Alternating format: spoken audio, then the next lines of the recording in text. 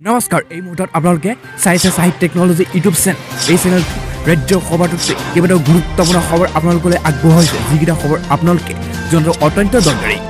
আৰু এই খবৰকেইটা আপোনালোকে উপস্থাপন কৰাৰ আগতেই আপোনালোকে যদি এই চেনেলটো নতুনকৈ আহিছে তেন্তে চেনেলটো প্লিজ ছাবস্ক্ৰাইব কৰি থ'ব আৰু ভিডিঅ'টোত এটা লাইক কৰি উৎসাহিত কৰিব এবাৰ প্ৰথমতে এই মুহূৰ্তত অতি গুৰুত্বপূৰ্ণ এটা ডাঙৰ খবৰ মুকলি হৈ আহিছে কিয়নো ইতিমধ্যে ৰাজ্যৰ কোভিড পৰিস্থিতিৰ ওপৰত লক্ষ্য ৰাখি ৰাজ্য চৰকাৰে আজি অৱশেষত মুকলি কৰি দিছে ৰাজ্যৰ নতুন এছঅপি কিন্তু ৰাজ্যত আজি কিমানজন লোক কৰোনা ভাইৰাছত আক্ৰান্ত হৈছে আৰু মৃত্যু হৈছে কিমানজন লোক সকলো তথ্য চালি যাইছে ইতিমধ্যে ৰাজ্য চৰকাৰে ঘোষণা কৰিছে এই মুহূৰ্তত সকলো তথ্য তাৰ লগতে কৈছে ৰাজ্যত কোভিডৰ পজিটিভ হাৰ আজি 1% তললৈ নামিছে এটা বহুতে ভাল খবৰ আৰু অৱশ্যে আক্ৰান্ত লোকৰ সংখ্যাটো কালিৰ তুলনাত যথেষ্ট হ্ৰাস পাইছে আজি কিয়নো ইয়াত কৈছে যে বিগত 24 ঘণ্টাত ৰাজ্যত কৰোনা ভাইৰাছত আক্ৰান্ত হৈছে 588 গৰাকী ইতিমধ্যে লোক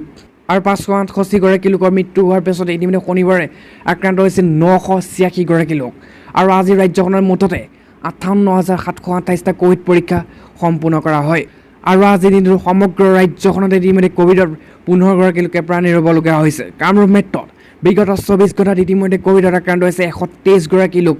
আৰু কোভিডৰ পজিটিভ হাৰ হৈছে 0.97%। এই সমস্যা সুস্থতা হাৰ হৈছে 97.14%।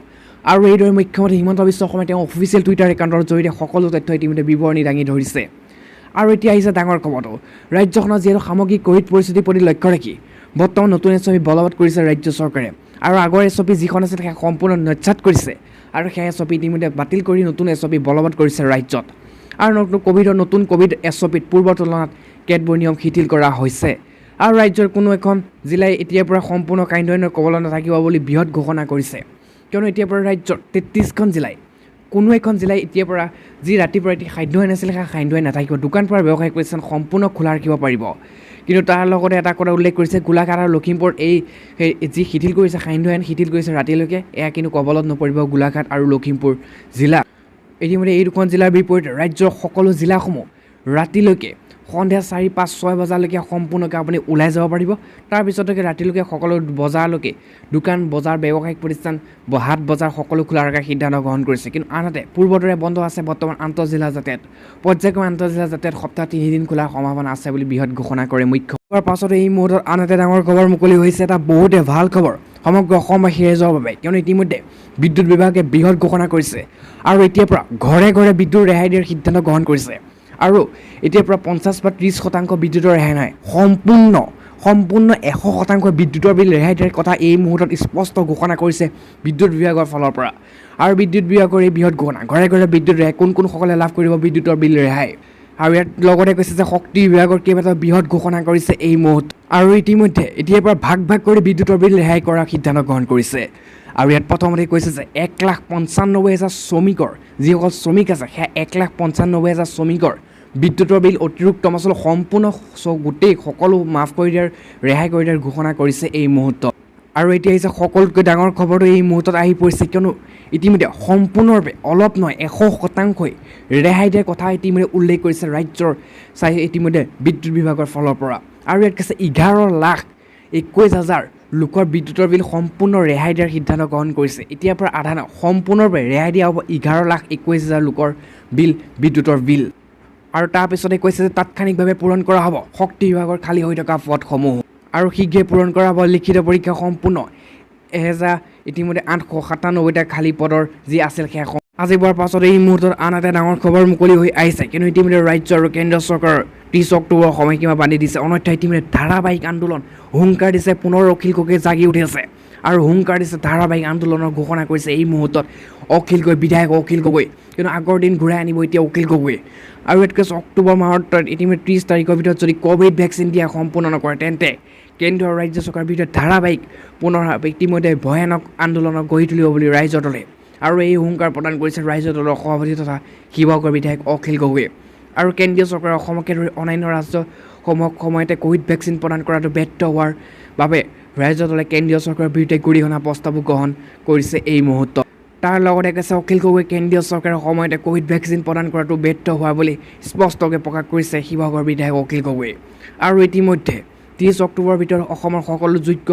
লোকক কোভিড ভেকচিন দিয়াটো সেই কাম শেষ কৰিব লাগে বুলি যদিও 30 অক্টোবৰৰ ভিতৰত কোভিড ভেকচিন দিয়া কাম শেষ নকৰে তেনেহ'লে ৰাইজৰ দলে 31 অক্টোবৰ আগতেই ভয়ানক আন্দোলন আৰম্ভ কৰিব বুলি কয় ইতিমধ্যে ৰাজপথত আগৰ দৰে যি ভয়ানক আন্দোলন হুংকাৰ দিছে অখিল গগৈয়ে সেই আন্দোলন গঢ়ি তুলিব বুলি এই মুহূৰ্তত কৈছে অখিল গগৈয়ে। আৰু ক'ভিড আৰু লকডাউনৰ ফলত দেশ তথা ৰাজ্যৰ অৰ্থনীতি চুৰমাৰ হৈ গ'ল বুলিও যদিও এতিয়াও কেন্দ্ৰৰ ৰাজ্য চৰকাৰে এই অৰ্থনীতি পুনৰুদ্ধাৰৰ বাবে কোনো ধৰণৰ সুপৰিকল্পিত নীতি গ্ৰহণ কৰা নাই বুলি শিৱসাগৰ বিধায়ক অখিল গগৈয়ে ইতিমধ্যে অভিযোগ উত্থাপিত কৰিছে। আৰু অনতিপলমে অসমৰ সকলো ক্ষতিগ্ৰস্ত লোকলৈ ক্ষতিপূৰণ দিয়াৰ বাবে ইতিমধ্যে চৰকাৰে এক পেকেজ ঘোষণা কৰিব লাগে বুলি অখিল গগৈয়ে সংবাদমেলৰ জৰিয়তে দাবী জনাইছে এই মুহূৰ্তত। আজি হোৱাৰ পাছত এই মুহূৰ্তত আনহাতে বহুতে ডাঙৰ খবৰ মুকলি হৈছে এটা ব্ৰেকিং নিউজ এই মুহূৰ্তত, কিন্তু ইতিমধ্যে ৰাজ্য চৰকাৰৰ সকলো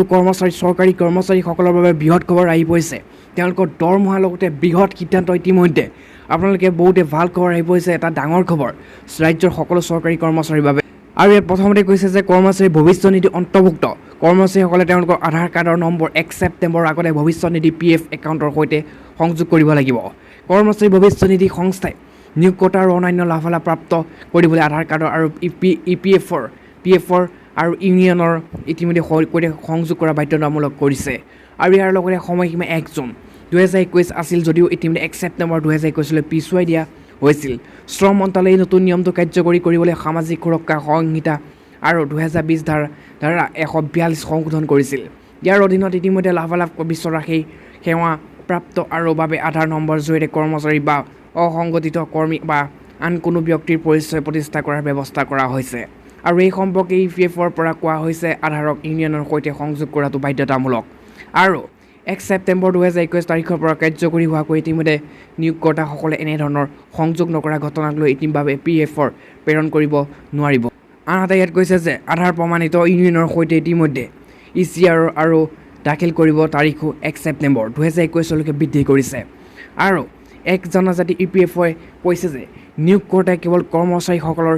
ইতিমধ্যে ECR দাখিল কৰিব পাৰে আৰু যিসকলে তেওঁ আধাৰ PFৰ ইউনিয়নৰ সৈতে সংযোগ কৰিছে। নিয়োগকৰ্তাই আধাৰ চিডিং প্ৰক্ৰিয়া সম্পূৰ্ণৰূপে হোৱাৰ পিছত আধাৰ আনা আৰু চিডেড ইউনিয়নৰ বাবে পৃথক কৰিবলৈ ECR দাখিল কৰিব পাৰে। উল্লেখযোগ্য যে ইতিমধ্যে এতিয়া সকলো কাৰ্য অনলাইন প্ৰক্ৰিয়াৰে মাজেৰে কৰাৰ কাৰণে প্ৰস্তুতি আৰম্ভ কৰিছে। সেয়া KYC আপডেট হওক বা অনন্য ধনৰাশি দৰমহা লেনদেনৰে হওক। গতিকে ইতিমধ্যে কৰ্মচাৰী পৰিচয় কৰাটো গুৰুত্বপূৰ্ণ। সেয়ে আধাৰৰ ওপৰত গুৰুত্ব দিয়া হৈছে। তেন্তে কৰ্মচাৰী EPFৰ ধনৰ বৃহৎ ভাল খবৰ আহি পৰিব। আৰু আপোনালোকে সংযোগ কৰাৰ পিছতে আপোনালোকে EPFৰ যিহেতু ইতিমধ্যে চৰকাৰে বৃহৎ সুবিধা ধন লাভ কৰিবলৈ সক্ষম হ'ব বুলি এই মুহূৰ্তত জনাইছে। আজি হোৱাৰ পাছত এই মুহূৰ্তত আন এটা ডাঙৰ খবৰ মুকলি হৈ আহিছে, কিন্তু অসম মিজোৰাম সীমা বিবাদক লৈ কাইলৈ প্ৰধানমন্ত্ৰীক সাক্ষাৎ কৰিব ইতিমধ্যে মুখ্যমন্ত্ৰী হিমন্ত বিশ্ব শৰ্মাই। সংগঠিত ৰাজ্যৰ BJP সাংসদে তাৰ লগতে কৈছে অসম মিজোৰাম সীমা বিবাদক সম্পৰ্কে ইতিমধ্যে আলোচনা হ'ব। সোমবাৰে দেশৰ প্ৰধানমন্ত্ৰী নৰেন্দ্ৰ মোদীক সাক্ষাৎ কৰিব ৰাজ্যৰ মুখ্যমন্ত্ৰী হিমন্ত বিশ্ব শৰ্মাই। মুখ্যমন্ত্ৰী হিমন্ত বিশ্ব শৰ্মাই ৰাজ্যৰ ইতিমধ্যে BJP আৰু সকলো একেলগে প্ৰধানমন্ত্ৰী মোদীক সাক্ষাৎ কৰিবলৈ গৈ আছে। আৰু উল্লেখযোগ্য যে বিগত 26 জুলাই অসম মিজোৰাম সীমান্তত মিজো আৰক্ষীয়ে 6গৰাকীকৈ অসম আৰক্ষী জোৱানক গুলীয়াই হত্যা কৰাৰ পাছৰে পৰা অসম মিজোৰাম সীমান্তত ইতিমধ্যে উত্তেজনা বৃদ্ধি পাইছে। আনহাতে দুয়োজনৰ ৰাজ্যৰ ইতিমধ্যে মন্ত্ৰী পৰ্যায়ৰ বৈঠক অনুষ্ঠিত হৈছিল যদিও এতিয়ালৈকে বিশেষ একো ফলপ্ৰসূ লাভ দেখা পোৱা যোৱা নাই। উক্ত বৈঠকত অসম চৰকাৰৰ 2 মন্ত্ৰী অতুল বৰা আৰু অশোক সিংঘালে অংশগ্ৰহণ কৰাৰ বিপৰীতে মিজোৰামৰ পক্ষ ৰাজ্যখনৰ গৃহমন্ত্ৰীৰ লগতে কেন্দ্ৰীয় উচ্চপদস্থ বিষয়াও অংশগ্ৰহণ কৰিছিল। আৰু দুই পক্ষৰ মাজত অনুষ্ঠিত হোৱা মন্ত্ৰী পৰ্যায়ৰ বৈঠকৰ পাছতে সীমান্তৰ পৰিস্থিতি কিছু উন্নত হ'ব বুলি ধাৰণা কৰিছিল যদিও কালি পুনৰ অসম মিজোৰামৰ সীমান্ত উত্তপ্ত পৰিস্থিতিৰ সৃষ্টি হয়। আৰু উত্তেজিত ৰাইজে কালি মিজোৰাম অভিমুখী বহুকেইখন বাহন শিলাবৰ্ষণ কৰাৰ লগতে ইতিমধ্যে পৰৱৰ্তী ঘটনাস্থলী আৰক্ষী উত্তপ্ত দল উপস্থিত হৈ পৰিস্থিতি ইতিমধ্যে নিয়ন্ত্ৰণ কৰিছে। কিন্তু মিজোৰামলৈ গৈ থকা সকলো গাড়ী ইতিমধ্যে ওপৰত শিলাবৰ্ষণ কৰিছে অসমৰ ৰাইজৰ উত্তেজিত প্ৰতিবাদকাৰী ৰাইজে। তাৰপিছত ইতিমধ্যে আৰক্ষী আৰু অৰ্ধ সামৰিক বাহিনী গৈ পৰিস্থিতি নিয়ন্ত্ৰণ কৰিবলগীয়া হৈছে এই মুহূৰ্তত।